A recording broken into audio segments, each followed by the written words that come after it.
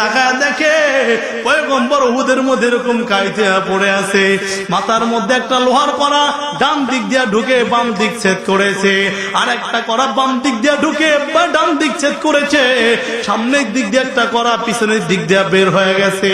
এরে মুমিন, আমার পয়গম্বরকে এত বড় দায় আল্লাহ কেন বানাইছেন শুনে নাও। সমস্ত নবীর সমস্ত কষ্ট যদি এক পাল্লায় ওজন দেওয়া হয়, আমার পয়গম্বর তাইফের জমিনে যেই পরিমাণ মার খেয়েছেন, যেই পরিমাণ রক্তাক্ত হয়েছেন রে মুমিন, এটা বুঝাবার জন্য আমি সামান্য ছোট্ট একটা কথা বলি। আল্লাহর পয়গম্বর তাইফের জমিনের মধ্যে যখন চলে গিয়েছেন, পয়গম্বরকে এমন ভাবে পাথর নিক্ষেপ করা হয়েছে, পয়গম্বরকে মারতে মারতে জমিনের মধ্যে মিশিয়ে দিয়েছে। একজন সাহাবী উবাইদুল্লাহ বিন জাররাহ পয়গম্বরের কপাল বরাবর একটা পাথর মেরেছে, ফেটে দুই ভাগ হয়ে গেছে। আবার এরকম থুতনি বরাবর একটা পাথর মেরে কাইটে গেছে। 1 ঘন্টা 2 ঘন্টা নয়, 2.5 ঘন্টা পর্যন্ত মায়ার নবী রাহমাতুল লিল আলামিনকে পাথর মারা হয়েছে। একজন বুড়ি মানুষের পা ধরে ধরে গিয়া কয়, যেই মানুষটাকে 3.5 ঘন্টা পর্যন্ত পাথর মারলি, ওই মানুষটা এত ভালো মানুষ, তোদেরকে একটা গালি পর্যন্ত দিল না, তোদেরকে একটা বরদোয়াও করলো না, ওই মানুষটাকে তোর আর পাথর মারিও না। ওই মানুষটার থেকে ভালো মানুষ আর জগতের মধ্যে নাই, ওই মানুষটার মতো ভালো মানুষ আর কেউ নাই। পয়গম্বরের পালক পুত্র আব্দুল্লাহ ইবনে যায়েদ রাদিয়াল্লাহু তাআলা আনহু মানুষের পা ধরে ধরে কয়, তোমরা আমার বাবাকে মারিও না, তোমরা আমার বাবাকে মারিও না।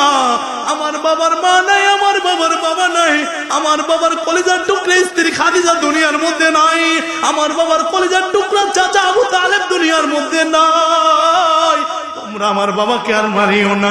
চোরে শোনে না ধর্মের কাহিনী, 1 ঘন্টা 2 ঘন্টা নয়, 3.5 ঘন্টা পর্যন্ত নবীকে পাথর মারা হয়। এবার উহুদের মধ্যে যখন আলী তাকায় দেখে নবীর লোহার করা মাথা ভেদ করে রক্ত দরদর করে বের হইতেছে, এবার আলী উমারকে ডেকে বলে, উমার, নবী উহুদের ময়দানে শহীদ হয় নাই, এত ব্যস্ত হয়েও না, পাগল হয়েও না, পয়গম্বর উহুদের মধ্যে এরকম অসুস্থ হয়ে আহত হয়ে পড়ে আছে। এবার পয়গম্বর আলীকে ডেকে বলে, আলী, পারবিনি লোহার কড়াটা টান দিয়া মাথা থেকে বের করে দিতে। এবার আলী যখন এই খেদমত করার জন্য নবীর কাছে যায়, একজন সাহাবী, আমি বলতেছিলাম সাহাবা ইকরাম কেমন পাগল, ওরে বান্দা ভালো করে বুঝো, বুঝাবার জন্য বলি হেদায়েতের মালিক আমার আল্লাহ। ওই নবীর পাগল যদি না হও, জিন্দেগি শেষ, জিন্দেগি ব্যর্থ হয়ে যাবে, নষ্ট হয়ে যাবে। ওই নবীর আশিক না হইতে পারলে জীবন শেষ। ওরে বান্দা, এবার আলী যখন পয়গম্বরের লোহার কড়া খুলতে গিয়েছেন, একজন সাহাবী হযরত উবাইদা রাদিয়াল্লাহু তাআলা আনহু আলীকে ডেকে বলেন, আলী, আল্লাহর জাত সিফাতের কসম, এই খেদমতটা আমাকে করার জন্য দাও, আমি পয়গম্বরের লোহার কড়াটা টান দিয়ে বের করে দেই।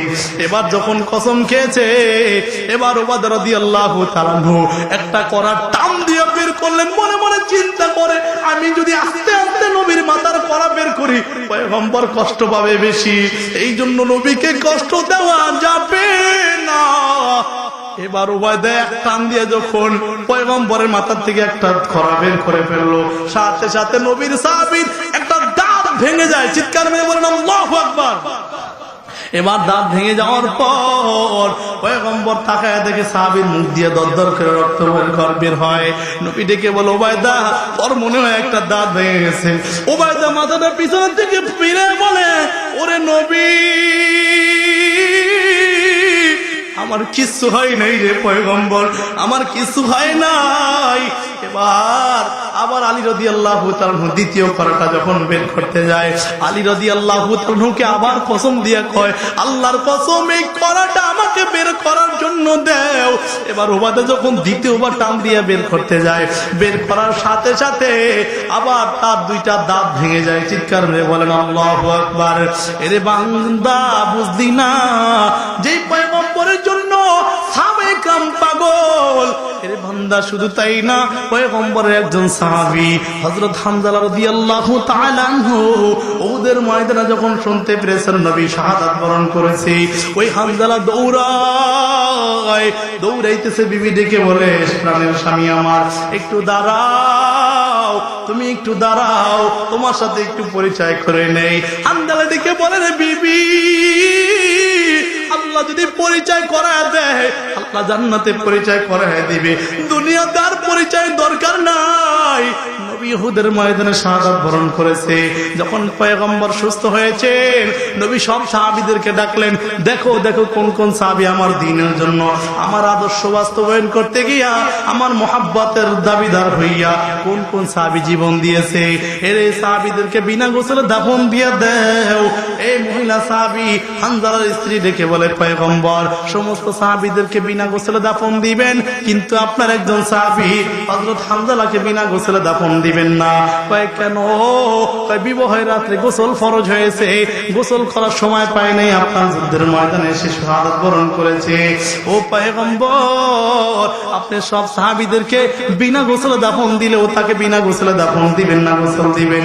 পয়গম্বর সাহাবীদেরকে বললেন, সাহাবী হানজালাকে গোসল দাও, গোসলের ব্যবস্থা করো। ওরে বান্দা, সাহাবীকে যখন গোসলের ব্যবস্থা করা হলো, হঠাৎ তাকায় দেখি হানজালার মাথা থেকে জান্নাতি পানিগুলো টপ টপ করে জমিনের মধ্যে পড়ে। আল্লাহু আকবার। কান্দিয়া কুলো রে হানজালা শহীদ রে, কলিজাসি নিসে রে সেই জঙ্গে উহুদে, কলিজাসি রিসে রে সেই জঙ্গে উহুদে। নবীর সাহাবী ছিলেন হানজালা নামেতে, তিনি শহীদ হয়েছিলেন বিবাহের রাত্রিতে রে গিয়ে জঙ্গে উহুদে।